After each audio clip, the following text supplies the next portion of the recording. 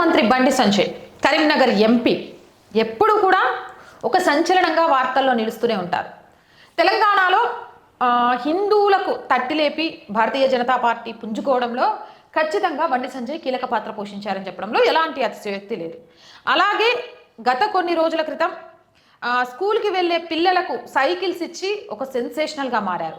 ఇప్పుడు ఏకంగా తెలంగాణలో 10వ తరగతి పరీక్షలు రాయబోయే 12,292 మంది విద్యార్థులకు మొత్తం అయ్యే పరీక్షా ఫీజు మొత్తం కూడా దాదాపు 15 లక్షలకు పైగా ఖర్చు అవుతుంది.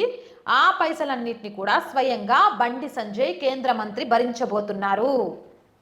మోదీ పేరు మీద, మోదీ కానుక అనే ఒక పేరు మీద కరీంనగర్ పార్లమెంట్ నియోజకవర్గ ప్రభుత్వ పాఠశాలలో 10వ తరగతి చదువుతున్న విద్యార్థులందరికీ అంటే 12,292 మంది విద్యార్థులకు 15 లక్షలకు పైగా పరీక్ష ఫీజు చెల్లించబోతున్నారు.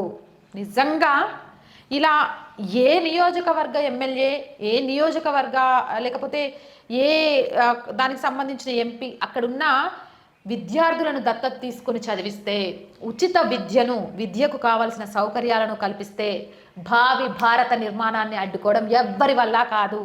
అది ప్రూవ్ చేయబోతున్నారు. ఆ దిశలో అడుగులు వేయబోతున్నారు బండి సంజయ్ గారు. బండి సంజయ్ గారు, hats off to you. And మా అందరి తరపున మీకు ప్రత్యేకంగా ధన్యవాదాలు. జై హింద్, జై భారత్.